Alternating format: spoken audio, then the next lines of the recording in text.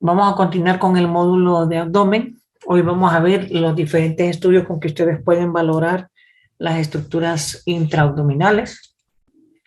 El primer estudio que hablamos ayer nos dedicamos a hablar un poquito acerca de la radiografía convencional, para qué servía, cómo la usábamos, cuál es el método ideal. Hoy vamos a hablar de los otros métodos de diagnóstico utilizables, que son el ultrasonido y la tomografía y en ciertos casos la resonancia magnética, pero nos enfocaremos más en ultrasonido y tomografía. Bueno, el ultrasonido es una computadora que tiene un software con un procesador matemático que en su parte distal tiene un pequeño aparato que básicamente es la fuente de todo, ya que este es el que se encarga de recibir las ondas de sonido, transformarlas en eléctricas y posteriormente el procesador esas eh, transmisiones eléctricas las convierte a través de una matriz en una imagen en escala de grises, que es lo que nosotros podemos ver en las impresiones. El ultrasonido es un estudio increíblemente favorable en trauma, también en ciertas enfermedades, no así es de ayuda en las patologías gástricas, intestinales o duodenales. En ciertas o raras ocasiones el ultrasonido nos puede ayudar, como en el caso de la gastroenteritis, nos puede ayudar un poquito en eso, en el caso de la apendicitis aguda y, y patologías intestinales como las obstrucciones secundarias a invaginación, ya que el ultrasonido es bien utilizado para ver obstrucciones de este tipo. ¿Qué órganos podemos valorar en sí con el ultrasonido? Páncreas, hígado, vesícula biliar, riñones, vaso, vejiga, útero y ovarios. Aquí tenemos un estudio ultrasonográfico. Si logran ver una imagen, esta que está aquí, es la imagen de un páncreas completamente normal. Uno de los estudios que frecuentemente se pide es ultrasonido de páncreas para las pancreatitis. Solo que hay que tomar en cuenta que el ultrasonido en las primeras 11 horas puede ser normal y no necesariamente significa que no hay alteración patológica, simplemente el tiempo de evolución es corto. Por eso el diagnóstico de la pancreatitis es clínico laboratorial. Cosas importantes a tener en cuenta cuando nosotros solicitamos estudios de ultrasonido o tomografía para una pancreatitis es qué tipo de pancreatitis estamos viendo, ¿es una edematosa o es una complicada?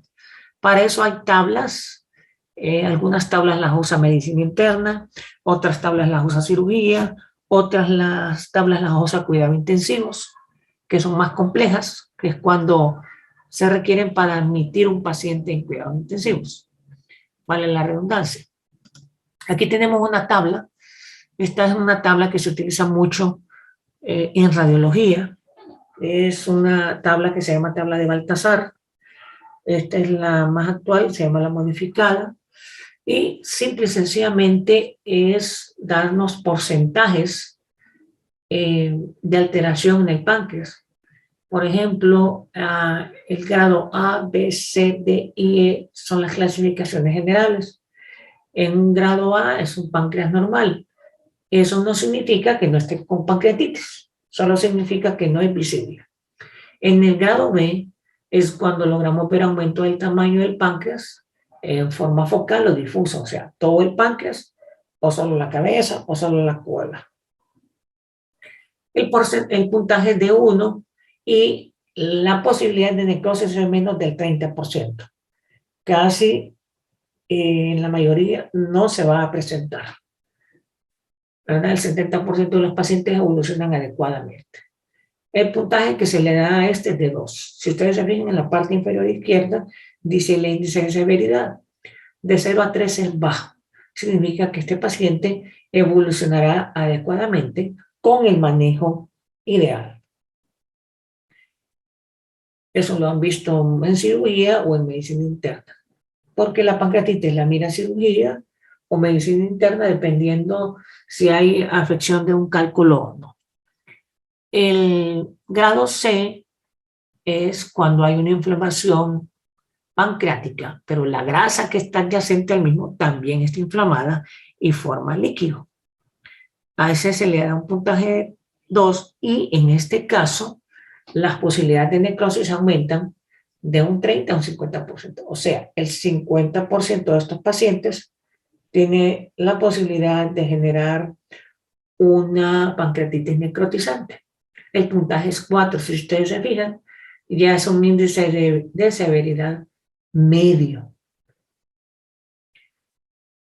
Si ya está en grado D es cuando hay colecciones líquidas a todo alrededor del páncreas que no están bien definidas. O sea, se mira alteración en la grasa, se mira líquido alrededor y no se mira a dónde está su definición o sus bordes. Estos tienen un puntaje de 3 y más del 50% de los pacientes van a tener necrosis. El puntaje es 6. Todavía sigue siendo medio, pero es el medio más alto. Por el contrario, si el grado es E, significa que además de colecciones en el páncreas, la inflamación del páncreas, hay colecciones en la fosa de Morrison, en el espacio esternoplénico, en los flancos o la cavidad pélvica. Y a su vez también puede haber la presencia de gas que se muestra por bandas blancas dentro del páncreas. Esto ya nos dice que tiene más allá del 70% de posibilidades de tener pancreatitis necrotizante y se encuentra entre el 7 y 10, es alto.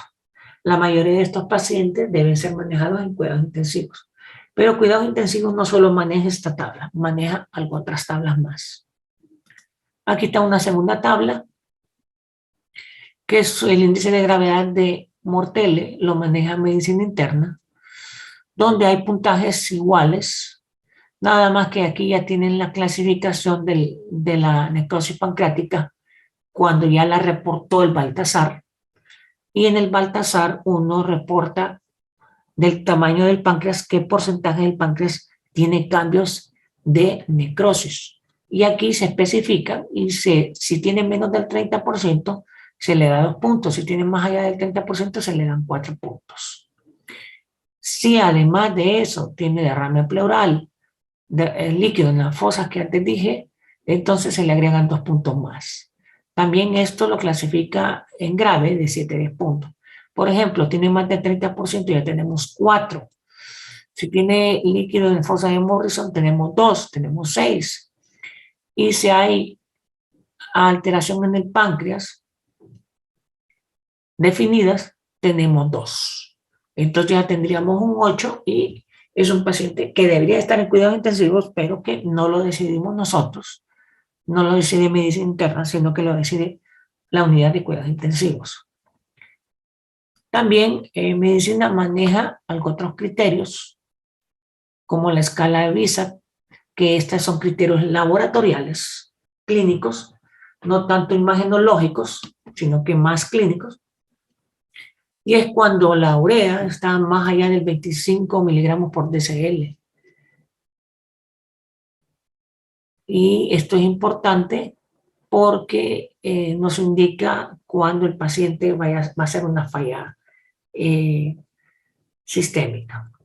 Pacientes mayores de 60 años tienen peor pronóstico y eso es importante tomarlo en cuenta. La frecuencia cardíaca mayor de 90, temperatura mayor de 38 porque significa sobreinfección, menor de 36 porque significa septicemia, frecuencia respiratoria mayor de 20 o una PCO2 menor de 32, leucocitosis mayor de 12.000 o menor de 4.000, alteraciones en el estado de conciencia y ya es indicativo de UCI, derrame pleural. Todo paciente con pancreatitis y derrame pleural se considera ya una pancreatitis complicada. que puede estar entre moderada de 4 a 6, como lo hablamos.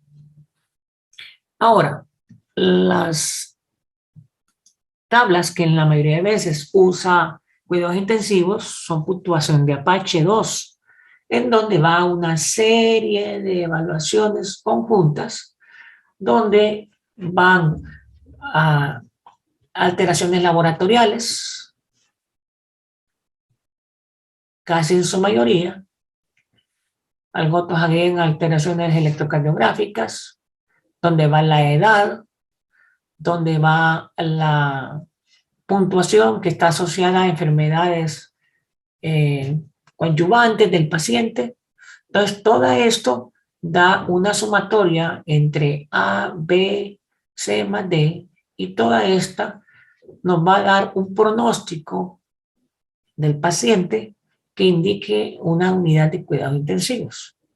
Esta puntuación Apache más la puntuación anterior, la escala de Visa, son fundamentales en el ingreso de cuidados intensivos.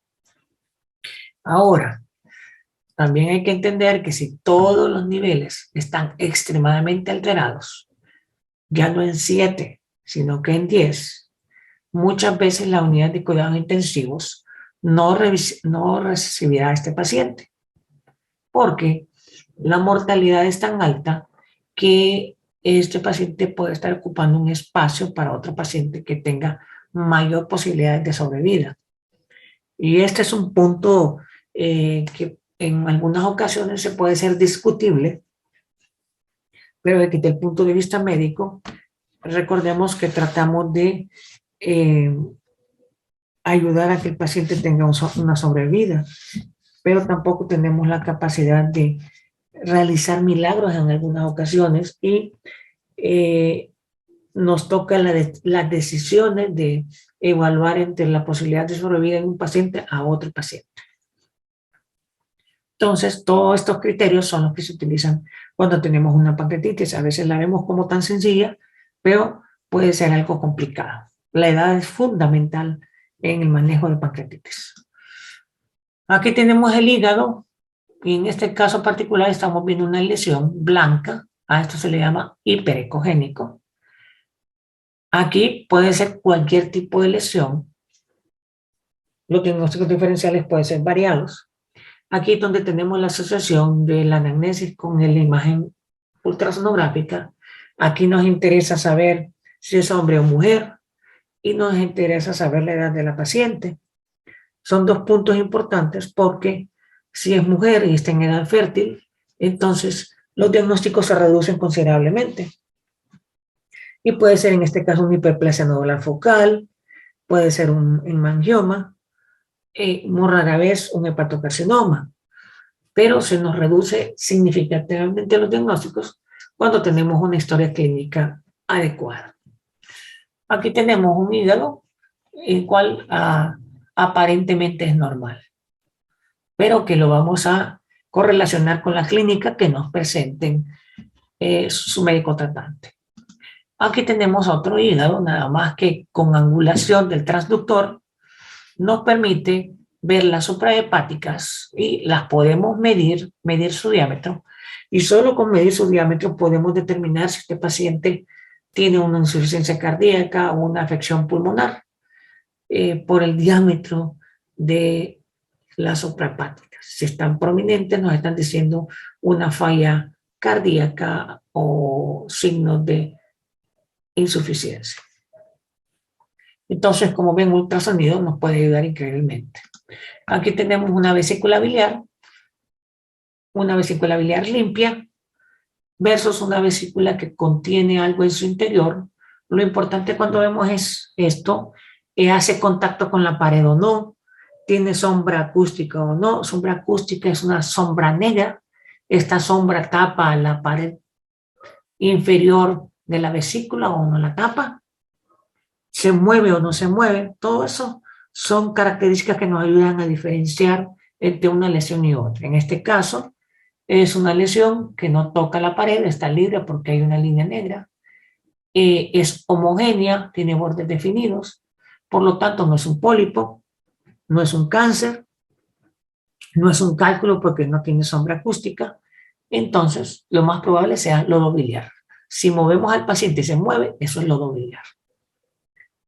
Aquí tenemos un riñón que tiene forma de frijolito, el ultrasonido Doppler que mira la distribución arterial, nos ayuda a diferenciar entre múltiples patologías. La relación corticomedular nos ayuda a diferenciar si tiene una afección o no. El color entre el hígado y el riñón derecho deben de ser homogéneos. Si hay alteración en el mismo, ya sabemos que hay una patología. Doctor, ¿Perdón? ¿puede repetir qué es la sombra acústica? ¿Y eso solo se ve en cálculos o es La sombra normal? acústica normalmente solo se ve en cálculos o se ve en material metálico. Ya vamos a ver lo que es la sombra acústica en un momentito, se lo voy a enseñar. Aquí tenemos un riñón, ¿se acuerdan del frijolito? La parte central de ese frijolito es blanca. En este caso, aquí está ensanchada y es negra. Si está ensanchada y es negra, significa proceso obstructivo. Si es proceso obstructivo, ¿a qué nivel está? Proximal, medio, distal. Entonces hay que buscar el uréter. Aquí tenemos el uréter, está dilatado. Tenemos que seguir el trayecto del uréter para encontrar a qué nivel está la obstrucción. Las obstrucciones del uréter pueden ser por cálculos, por tumores intrínsecos o extrínsecos. En el caso de la mujer, sea de cervix. En el caso del hombre, hipertrofia prostática. Entonces el ultrasonido es fundamental para el hallazgo de esto. Trauma. El vaso es el primer órgano que se lesiona en trauma abdominal, por lo tanto el ultrasonido FAS tiene no solo que buscar líquido, sino tiene que determinar si existe o no existe una lesión en el vaso. Por lo tanto, visualizamos forma, tamaño, ecogenicidad y si hay la presencia de líquido alrededor de él. Una pequeña cantidad de líquido alrededor de él significa trauma esplénico y hasta que no se demuestre lo contrario hay una lesión. Tenemos que ir y buscarla adecuadamente. Aquí tenemos varias imágenes donde vemos varias patologías. La que usted me preguntó sería esta.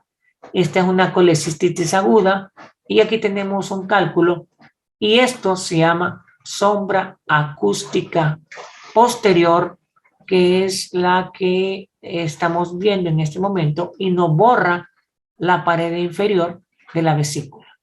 Esto es un cálculo. Y la sombra es esta cosa negra que ustedes ven aquí, que no nos permite ver la pared. Por eso lo podemos diferenciar con el anterior, que no tenía esta sombra. Aquí tenemos un hígado con múltiples lesiones de diferente tamaño. Estas lesiones nos hacen considerar en lesiones metastásicas porque son sólidas. Aquí tenemos un hígado con un montón de líneas negras que son compatibles con dilatación de vías biliares. Aquí tenemos un hígado que la imagen dice que es normal, pero al ojo de una persona podría ser anormal y poder decir que tiene hígado graso. ¿Qué puede ocasionar esto en un hígado normal? Que el paciente haya comido y no nos refiere a que haya comido, sobre todo leche o gaseosas. Todo lo que produce gas genera un brillo en el abdomen que puede alterarnos la imagen. Aquí tenemos un páncreas. Si se acuerdan cuando se les enseñé, aquí solo se logra ver esta parte. La cabeza y la cola no se miran o no se definen bien. Significa que hay un proceso inflamatorio a ese nivel. Como les dije, el ultrasonido nos sirve para gastrointestinal, pero cuando hay patología sí. Por ejemplo, que hay un ultrasonido. Aquí miramos asas de intestino delgado dilatadas, llenas de líquido que se mueve, pero hay líquido entre las asas. Ya no se está hablando de una patología que puede ser obstructiva o puede ser funcional por una infección intestinal. Este es un estudio de una gastroenteritis en su fase inicial. Otro órgano que se puede valorar por ultrasonido son los órganos pélvicos. Ojo, el páncreas, a los estudiantes que entran a la especialidad tardan más o menos entre 2 o 3 meses en lograr ver un páncreas sin confundirse. Pero los ovarios suele confundirlos más y puede tardar hasta 4 meses en tener la destreza de encontrarlos adecuadamente. Algunos tardan todavía un poco más, porque el ovario está en la cavidad pélvica y dependiendo del tamaño va a ser así visible. ¿Qué buscamos en ovarios? Tamaño, forma, número de folículos y si hay presencia de masas.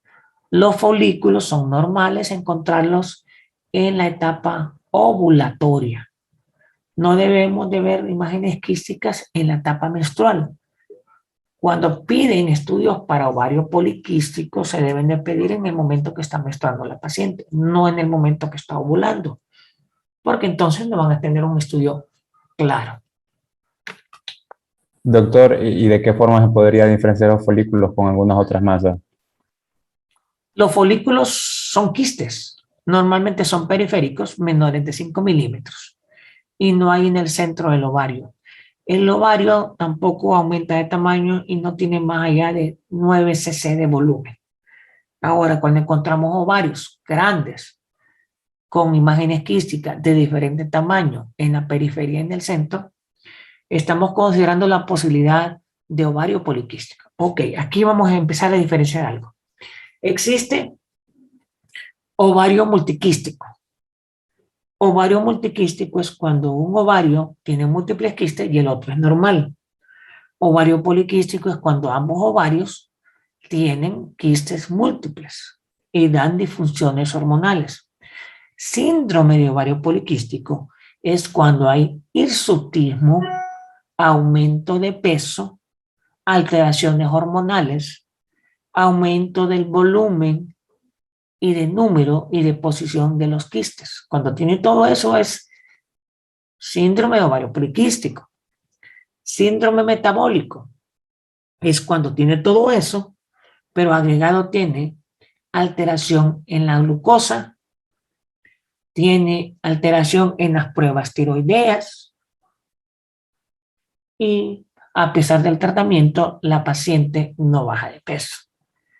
Entonces, todo eso hay que considerar un síndrome metabólico. Todo esto es clínico, pero el ultrasonido apoya, pero no es el diagnóstico y por eso hay que saberlo usar en el tiempo adecuado. Ahora, el otro método de diagnóstico que tenemos es la tomografía, ya sea de cuello, tórax o abdomen o de cráneo, dependiendo. Aquí pongo tomografía abdominal porque estamos hablando de trauma abdominal. La tomografía, la ventaja que tiene es que nos puede ayudar a hacer reconstrucciones multiplanares. Estas reconstrucciones multiplanares nos permiten ver imágenes bonitas como en este caso que estamos viendo una aorta, donde podemos ver el tamaño, la forma, el diámetro, sus bifurcaciones y definir si existe una patología o no. Como estamos hablando de abdomen, en una tomografía abdominal uno de los primeros órganos a valorar es el hígado. Se valora tamaño, densidad, forma y las suprahepáticas, tanto venas como arterias, a través de la porta, se pueden valorar todas estas estructuras y definir si son normales o patológicas. Se puede medir el diámetro de la porta, eso nos permitirá decir si hay signos iniciales de una hipertensión portal o no. Entonces, si ustedes se fijan, aquí tenemos un hígado, aquí tenemos una aorta, aquí tenemos un esófago y aquí tenemos algo negro que es parte todavía del pulmón izquierdo. Recuerden que la cúpula diafragmática derecha está más arriba que la izquierda y está más arriba por el tamaño del hígado. Entonces aquí todavía estamos viendo el pulmón izquierdo. Eso es normal. Aquí por el contrario, si ustedes se fijan, estamos viendo un hígado. Miren este hígado. Miren la línea media. Se pasó un poquito. Pero miren este hígado. Llega hasta la región hepática, la región de hipocondrio izquierdo. Entonces es un hígado grande, está aumentado de tamaño, heterogéneo. Entonces significa que hay una hepatomegalia, porque puede ser secundario a que hay que buscar. Aquí vemos un borde negro y después un borde gris y después un borde negro. Eso significa que esto es parte de la cúpula diafragmática, pero que estamos viendo pulmón aquí y pulmón aquí. Esto de en medio es líquido libre. Significa que hay un derrame pleural por ahí. Entonces significa que hay una patología. Esa patología tenemos que englobarla con nuestro examen físico completo y esa anamnesis. Aquí tenemos el estómago distendido, el vaso, pero en la parte del vaso tenemos otro montón de cositas redondas adyacentes. Si valoramos hipocondrio izquierdo, en hipocondrio izquierdo debería de estar vaso y flexura colónica izquierda. De ahí no debería haber nada más, pero vemos que hay otras estructuras bien redondas, delimitantes y que captan el contraste. ¿Por qué lo captan? Porque tienen una densidad parecida al vaso. Entonces, ¿qué puede haber más ahí? Pues lo único es pequeños vasos, pequeñas arterias y un sistema linfático. Si hay sistema linfático, entonces hay ganglio linfático. Entonces, estos son ganglios linfáticos aumentados de tamaño. Significa que hay una patología ahí. La primera a considerar debería de ser algo sistémico, porque me está afectando el pulmón. Entonces le pregunto al paciente la edad, el sexo, las manifestaciones clínicas, si ha tenido fiebre. Si tiene fiebre y de 38, ha perdido peso, adinamia, hiporexia, estamos hablando de una lesión tumoral. La primera en este caso a evaluar, y por las características de esas lesiones, sería un linfoma. Pero como ven, es una correlación clínica, radiológica. Aquí tenemos otro hígado. Si ustedes lo miran, este hígado está más pequeño, está lobulado, irregular, y hasta los vasos se miran más brillantes. Esto es lo que conocemos como un hígado cirrótico, ¿verdad? Es un hígado pequeño, lobulado, irregular, con más brillantez de las estructuras vasculares, lo que nos ayuda a identificar una alteración en el mismo. Igual como vimos el día de ayer, para valorar ese hígado tenemos que dividirlo en segmentos. Estos segmentos nos permiten localizar una lesión y determinar el estado de gravedad de la misma. En esta imagen tenemos el hígado, tenemos la cámara gástrica, tenemos el colon, tenemos el vaso y el diafragma. Básicamente la alteración está en el hígado. Para estudiarlo, como dimos ayer, lo dividimos en segmentos. 2, 3, 4. El 1 es el caudado. Aquí está el 5, 6, 7 y 8. Aquí tenemos en esta siguiente imagen un paciente con trauma, accidente automovilístico, presión arterial 90-60, frecuencia cardíaca de 110 latidos por minuto, sudoroso, pálido, no hay onda líquida, la peristalsis todavía está presente, pero hay dolor en ambos hipocondrios. Le hacemos la tomografía y encontramos una lesión redondeada, hipodensa, hacia la región posterior del hígado, que correspondería más o menos al segmento 7 por la altura. Entonces, tenemos una lesión en el segmento 7. Hablamos que las lesiones del segmento 7, segmento 6, son menos complicadas que las del segmento 4. Entonces, si es trauma y es una lesión hipodensa e irregular, lo primero que tenemos que considerar es un hematoma de la cápsula con laceración. Entonces, esta es una contusión hepática. Si el paciente está inestable, esto es una cirugía inminente, pero si el paciente no está inestable, se puede dar el tiempo de observación. Siempre y cuando los tiempos de coagulación, siempre y cuando el INR no se altere, siempre y cuando no tengamos alteración vascular evidente, se puede manejar conservadoramente. Aquí tenemos una lesión esplénica, un gran hematoma. Lo importante es si hay compromiso vascular o no. Clasificarlo, hay clasificaciones de grado 1, grado 2, 3 y 4 de las lesiones esplénicas. La 3 y la 4 normalmente son quirúrgicas, aunque hoy por hoy están manejando hasta lesiones 3 con un manejo conservador, ya que hacer esplenectomía significa inmunocomprometer al paciente, entonces lo manejan al máximo la posibilidad de salvar el vaso.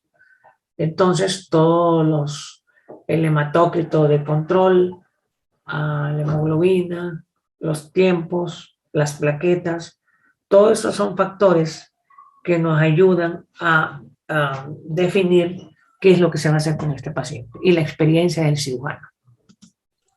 Doctor, ¿Sí?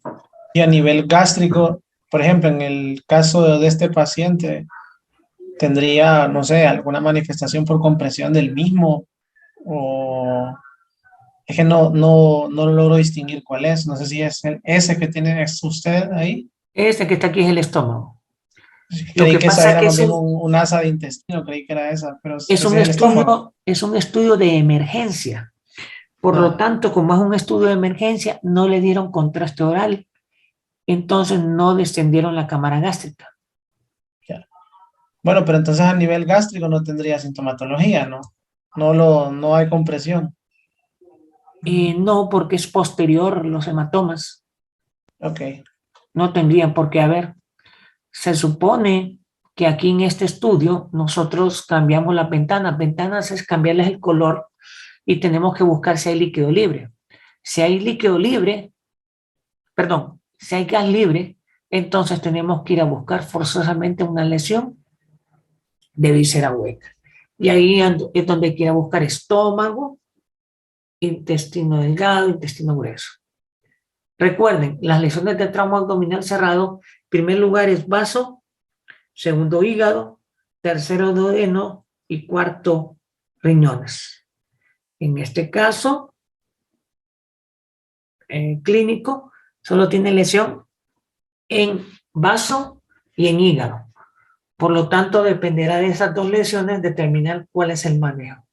Como les digo, puede ser quirúrgico si está inestable, si está estable, monitoreo cada 4 horas, tanto clínico como laboratorial, y dependiendo de eso, se tomarán las decisiones respectivas para cuál es el manejo que se le dará. Este paciente está en observación, muchos de ellos entran a cuidados intensivos o cuidados intermedios cuando los hospitales tienen la posibilidad de tener los 3 niveles, que es muy raro, pero se puede. Aquí tenemos otro paciente. El paciente ingresa por dolor abdominal en hipocondrio derecho y flanco izquierdo. Se le hace un estudio tomográfico en el cual la vesícula biliar está extendida y tiene 2 imágenes blancas aquí, que son 2 imágenes de cálculos. Entonces tiene una colecistitis con un hidrox. El hidrox, esto se puede identificar mejor por ultrasonido que por tomografía, pero la tomografía lo está identificando. Pero también miren el riñón derecho y miren el riñón izquierdo, está deforme y la parte central, que es esta negrita que es aquí, está más ensanchada y más oscura acá.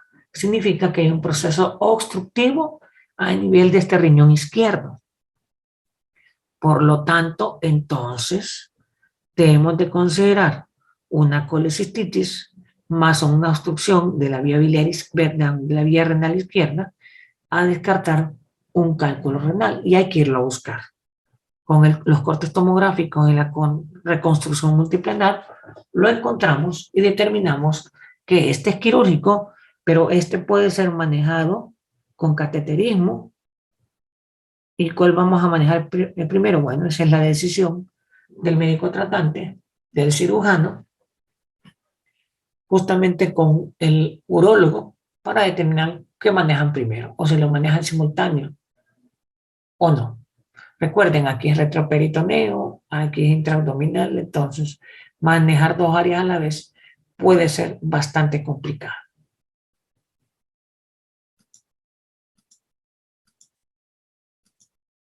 Aquí tenemos un paciente, este es un paciente de 80 años de edad, masculino. El paciente tiene fiebre, náuseas, vómitos, dolor abdominal en hipocondrio derecho, la fiebre es de 39 grados, y le hacemos la tomografía, esta es una reconstrucción coronal, y miramos una imagen en el segmento 6, está cerca del riñón, y es una imagen que capta contraste en la periferia y el centro está negro, y es completamente irregular. Con la historia clínica que tenemos antes descrita, y esta imagen, esto es compatible con un acceso hepático. Aparentemente por la clínica sería bacteriano, pero no podemos decirlo a ciencia cierta. Agregamos a estas pruebas laboratoriales que nos ayuden un poquito a ubicarnos más.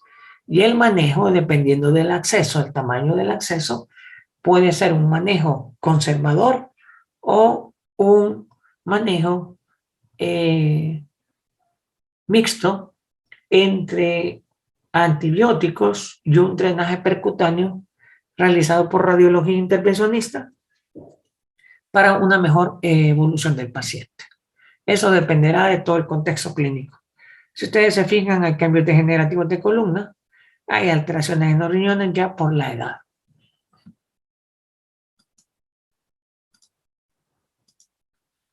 Aquí tenemos un paciente con una tomografía con una obstrucción intestinal, ¿cómo sabemos? ¿Y qué tipo? Mecánica, ¿cómo sabemos?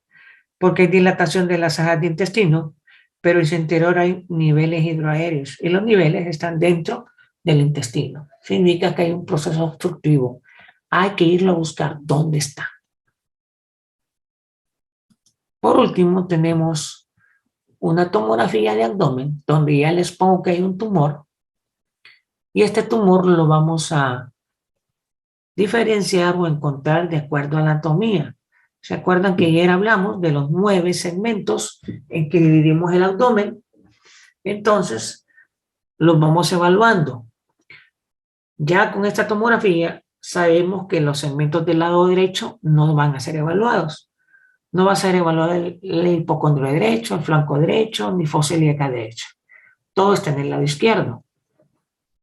Entonces, fosa ilíaca izquierda no, porque el tumor está alrededor del riñón. Entonces quiere decir que tenemos que evaluar hipocondrio y flanco izquierdo. Entonces, si está en hipocondrio y flanco izquierdo, y está la tumoración, entonces vamos a ir descartando. En hipocondrio estaría el vaso, pero la lesión no es de vaso porque el vaso aquí está. Y otra cosa en hipocondrio izquierdo dijimos, colon.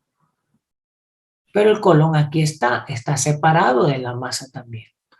Bueno, en flanco izquierdo, ¿qué hay en flanco izquierdo? Riñón,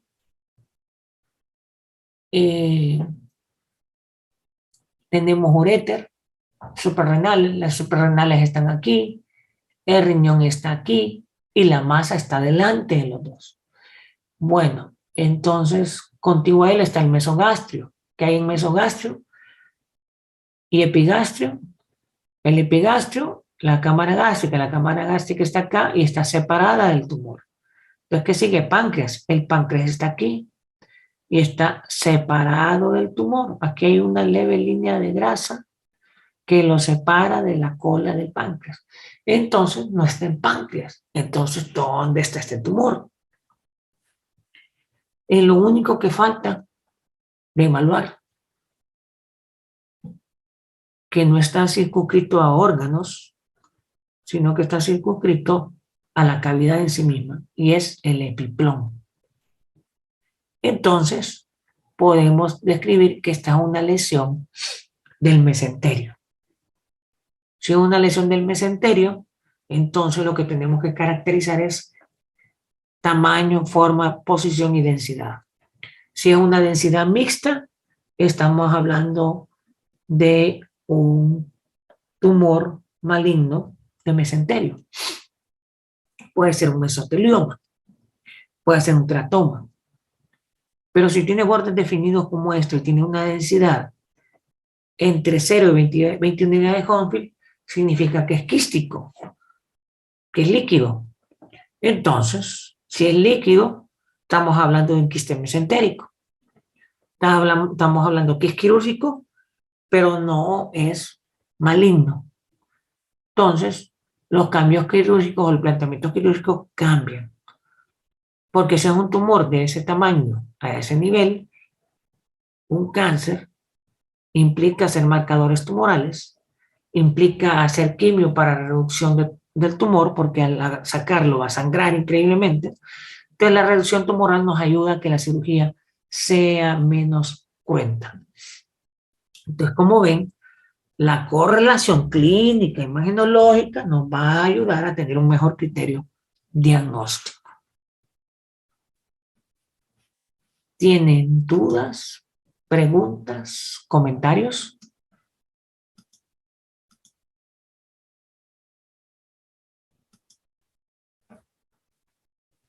No, doctor.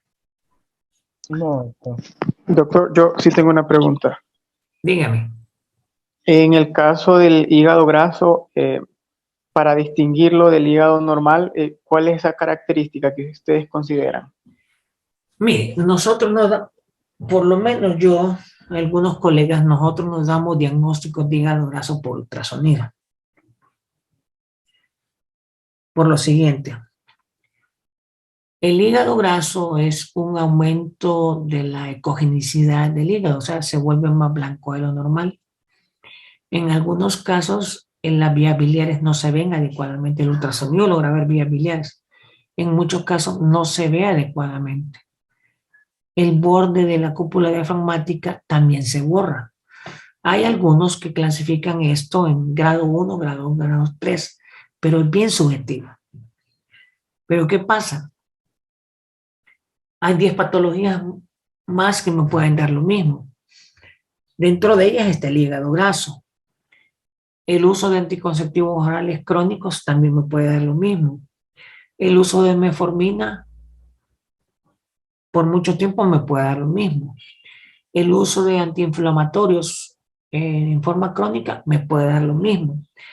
El uso de algunos medicamentos antihipertensivos, cardioprotectores, me puede dar lo mismo. El uso de vitamina B en forma crónica o vitamina D o vitamina E me puede dar lo mismo. Un paciente que haya tenido hepatitis me puede dar lo mismo.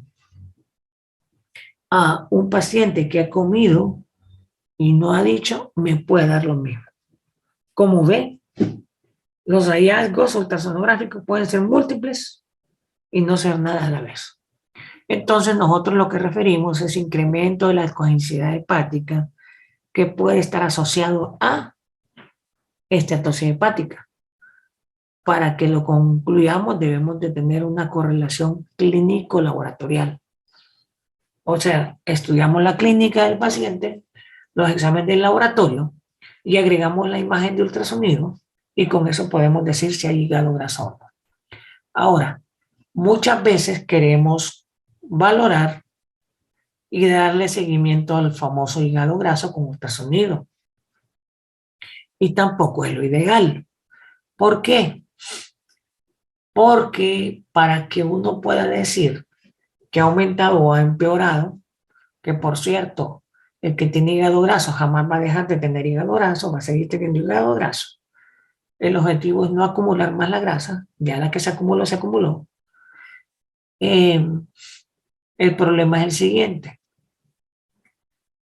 Para poder comparar un ultrasonido previo con uno actual, debería tener las mismas condiciones en que se realizó el primero. La misma hora, el ayuno, el mismo equipo, la misma persona y con los mismos parámetros. Si no, es bien difícil, porque lo que yo puedo ver ahorita, otra persona lo puede ver diferente, sobre todo si el equipo no está calibrado igual que el que yo tengo. Entonces es bien relativo. Por eso es más un parámetro laboratorial considerar el hígado graso que otra cosa. Entonces es bien importante esa correlación. No sé si está clara la respuesta. Muy clara, doctor. Muy clara. Gracias. ¿Alguna otra pregunta o duda?